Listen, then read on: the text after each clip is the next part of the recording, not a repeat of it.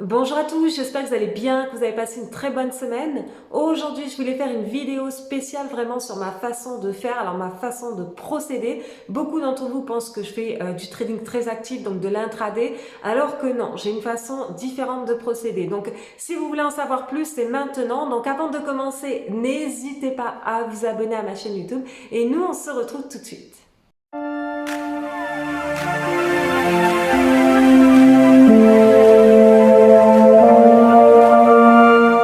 Alors là, qu'est-ce qu'on veut savoir? Alors bien évidemment, quelle est ma technique? Quels sont les outils que j'utilise? Quel est mon horizon? Quel type de produit j'utilise?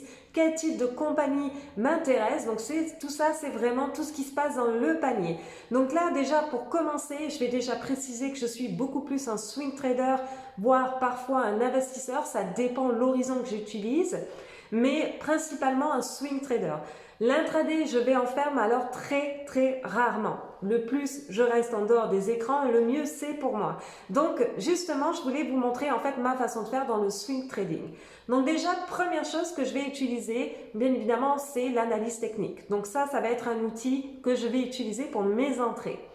Ensuite, ce que je vais regarder, c'est le sentiment du marché, donc le sentiment en général du marché et aussi le sentiment du stock. Donc au niveau des cycles psychologiques, alors vous devez bien évidemment connaître ce graphique justement en théorie. Bon voilà, c'est de la théorie. C'est vrai qu'en pratique, c'est beaucoup plus difficile de définir où se trouve un top par exemple. On peut être dans le greed, on peut être dans l'euphorie, on peut y rester pendant des mois. Donc c'est vrai que c'est plus facile de bien évidemment analyser ce graphique-là une fois que ça s'est passé que pendant, à l'instant T. Mais moi, ce qui m'intéresse, c'est de savoir quand même où on se trouve, quelle est la probabilité en fait qu'on se trouve plus vers le haut ou vers le bas. Et effectivement, à partir de ce moment-là, je vais décider de mes allocations. Est-ce que je vais garder plus de cash ou est-ce que, bien évidemment, je vais procéder à un investissement partiel? Alors oui, parce que ce que les gens oublient, c'est que dans un premier temps, nous avons souvent le pricing de la compagnie, donc avec la valeur intrinsèque. Donc là, c'est vraiment quand le prix reflète vraiment tout ce qui se passe au niveau de la compagnie. Et dans la deuxième phase, nous avons toujours la phase spéculative qui est vraiment juste l'offre et la demande sur les marchés. Donc là, effectivement, le prix peut s'écarter effectivement de tout ce qui se passe à l'intérieur de la compagnie. Et en fait, moi, j'aime savoir où on se trouve dans cette étape-là. Alors oui, quand on est dans une phase spéculative sur les marchés, ce qu'il faut prendre en compte, c'est autre chose. Il faut regarder un petit peu les taux d'intérêt, il faut regarder le risk equity premium, alors savoir où vraiment les gens sont toujours capables de payer pour avoir du rendement. Et tant que les gens sont capables de payer cher pour avoir du rendement, pour l'instant, on continue. Mais effectivement, pour des investisseurs comme par exemple Warren Buffett, qui lui, sa stratégie, vraiment son modèle d'affaires est vraiment sur le value investing, c'est vrai qu'il va préférer rentrer vraiment très proche de la valeur intrinsèque de la compagnie ou sous la valeur vraiment intrinsèque de la compagnie pour ensuite profiter du mouvement qui suit par la suite. Donc, il y a vraiment plusieurs types de façons de faire sur les marchés. Personnellement, j'aime bien les deux. Moi, quand on est en phase spéculative, pour moi, ça peut continuer jusqu'au moment où les gens n'ont plus envie de payer le prix. Et à partir du moment où les gens n'ont plus envie de payer le prix, c'est-à-dire c'est trop cher pour le rendement que ça donne, effectivement, c'est à ce moment-là qu'on se retourne. Mais définir un top, entre vous et moi, c'est quand même assez difficile. Donc, qu'est-ce que je fais? C'est que généralement, lorsque je m'approche d'une phase spéculative de haut niveau, je vais réduire mon exposition. C'est-à-dire, je ne vais pas forcément y mettre beaucoup d'allocations sur le titre. Sinon, l'une des autres parts vraiment assez importantes lorsqu'on fait du swing et que ça dépend quel type de swing qu'on fait. C'est vrai que si on fait du swing pour 2 ou 3 jours, la microéconomie ou la macroéconomie ne va pas être forcément très utile. Cependant, lorsqu'on fait du swing sur 1 mois, 2 mois, 3 mois, dépendamment aussi où se situe le marché, le sentiment, le cycle du marché actuel, là, effectivement, c'est quand même assez important de savoir qu'est-ce qui se passe à l'intérieur de la compagnie. Donc, dans ces cas-là, qu'est-ce que je vais faire? Déjà, je vais aller regarder bien évidemment les chiffres, la croissance des chiffres, la croissance des revenus, la croissance des bénéfices. Des bénéfices peuvent être négatifs, mais toujours en croissance aussi, parce qu'il ne faut pas oublier qu'avant qu'une compagnie devienne profitable, bien évidemment, elle doit traverser certains points et augmenter ses revenus pour justement avoir un peu plus, se rapprocher pardon, du profit positif. Donc ça prend du temps, hein. Il faut vraiment aller chercher la part de marché, diminuer les frais, diminuer la dette. et effectivement ça prend du temps. Donc voilà, c'est comme dans tout, il faut avoir la vision un peu entrepreneur, la vision à long terme lorsqu'on investit. Lorsqu'on investit dans une compagnie, lorsqu'on fait du swing, mais qu'on a une conviction à travers la compagnie et qu'au bout d'un mois on voit que ça n'a pas forcément évolué, c'est parce que notre vision n'est pas assez longue non plus, parce qu'une compagnie ne va pas non plus quadrupler ses revenus en l'espace d'un mois. Il faut lui laisser un petit peu du temps d'évoluer par elle-même. Alors comme je disais, il y a les chiffres, les revenus qui sont importants pour moi, la liquidité aussi, de voir un petit peu au niveau de la liquidité, voir au niveau donc de la croissance des bénéfices et aussi donc la part de marché actuelle et l'évolution de l'industrie, la croissance de l'industrie et la croissance de la part du marché aussi est pour moi assez importante au niveau de la compagnie. Donc ça, ce sont toutes des choses que je vais regarder au niveau des compagnies que je vais choisir, et surtout aussi pour les compagnies un peu plus volatiles, j'aime ça savoir en fait quelles vont être effectivement les lignes innovatrices dans le futur et quels sont les types de compagnies qui peuvent avoir un potentiel d'évolution à la Apple ou à la Amazon dans le futur. Donc ça, c'est une chose, mais là vraiment c'est pour avoir une vision un peu plus en quelque sorte entrepreneur à long terme.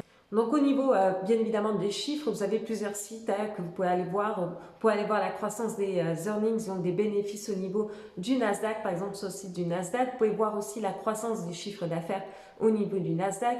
Vous pouvez regarder, faire des petites recherches sur Google lorsque vous voulez voir en fait la part de marché de la compagnie. Vous avez juste à taper sur Google et ensuite à regarder les images. Sinon aussi, l'autre chose que vous pouvez faire, c'est que effectivement vous avez d'autres sites comme Finviz, vous avez beaucoup d'informations comme la capitalisation boursière. Vous avez aussi vraiment quel target au niveau du prix, donc la cible. Personnellement, je ne me fie pas forcément à ça, mais ça peut être éventuellement, ça peut donner une idée. Ensuite, vous pouvez avoir Wall Street Simply Wall Street, excusez-moi, qui est aussi assez intéressant parce qu'ils vous font le calcul par rapport à la valeur intrinsèque de la compagnie pour voir si c'est surévalué, sous-évalué ou proche de la valeur intrinsèque. Donc pour ça, bien évidemment, ils vont regarder donc le price earning, ils vont regarder effectivement la croissance du price earning et l'industrie en général. Alors comme je disais, ça, lorsqu'on fait vraiment du swing sur des titres de croissance ou bien évidemment de l'investissement sur des titres de croissance, on peut être surévalué de manière assez récurrente. Alors que quand on fait du value investing, généralement, on va être beaucoup plus proche effectivement de la valeur intrinsèque ou quelque chose de sous-évalué. Donc tout est relatif à ce niveau-là. Alors, au niveau des produits, j'utilise principalement les actions. Alors oui, parce que je préfère effectivement investir ou faire du swing avec vraiment des actions. Sinon, la deuxième chose que j'utilise, c'est comme vous le savez très bien, ce sont les options. Alors les options, ça va être différent. La théorie va être un peu plus différente. Ça va être soit pour de la vente de volatilité, mais j'en fais quand même assez rarement. Ou sinon, faire vraiment utiliser les options dans cette thématique-là. Our investment strategy was simple. People hate to think about bad things happening, so they always underestimate their likelihood.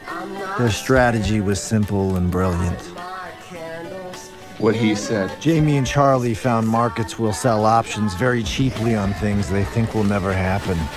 So when they were wrong small, but when they were right big. La deuxième chose, pourquoi j'utilise les options, ça peut être effectivement lorsque je fais du hedging. Alors là aussi, c'est lorsque je suis quand même assez exposée sur les marchés, que nous sommes en phase spéculative dans le greed ou l'extrême greed, que le VIX est sur un plancher, effectivement, cela va m'arriver de protéger mes positions en cours. S'il y a un retournement comme ça, ça sera beaucoup moins important. Sinon, autre chose qui m'intéresse aussi, c'est au niveau de la macroéconomie, c'est plus tout ce qui est politique monétaire. Donc, qu'est-ce que fait la Fed actuellement sur les marchés? Donc, ça aussi, ça m'intéresse bien évidemment parce que c'est important. Lorsque la Fed injecte de l'argent sur les marchés, effectivement, ça soutient pas mal les marchés, donc c'est un aspect assez important de la macroéconomie. Et l'autre chose que je regarde, c'est effectivement par rapport à la Fed, les taux d'intérêt. Donc, plus les taux sont bas, effectivement, plus la capitalisation boursière devrait monter. Donc voilà, donc ça, effectivement, ce sont des choses que je regarde au niveau plus macroéconomie. Alors, autre chose aussi que je regarde, que je n'ai pas forcément précisé dans la vidéo, c'est vraiment aussi tout ce qui est volume dans le dark pool. Alors ça peut m'arriver effectivement de regarder qu'est-ce qui se passe dans le dark pool. Alors comme je disais, j'utilise Quims Metric ou sinon des applications de blocs transactionnels pour savoir où se trouvent les institutionnels actuellement. Donc ça, effectivement, c'est quelque chose que je peux utiliser dans ma façon de faire. Donc voilà, je fais un petit recap. Alors, bien évidemment, je regarde les chiffres, la microéconomie, effectivement, de la compagnie. Je regarde aussi le sentiment du marché, le cycle psychologique et aussi le sentiment du marché par rapport à l'action. Je regarde aussi le côté technique pour vraiment peaufiner mes entrées. Alors, pour tout ce qui est effectivement les supports, les replis, tout ça, ça fait effectivement partie de ma stratégie aussi. Aussi au niveau du technique, j'ai oublié de préciser, c'est que j'aime aussi rentrer lorsque le prix est proche de la moyenne mobile 200 sur le daily ou sur du H4. Là, pour moi, ça commence à devenir assez intéressant si effectivement tout le reste est intéressant aussi. Et voilà, c'est tout pour aujourd'hui. Donc, si vous avez aimé la vidéo, n'hésitez pas à mettre un pouce. Également, si vous avez des questions, n'hésitez pas à mettre dans les commentaires vos questions aussi. Et moi, je vous souhaite donc une excellente journée.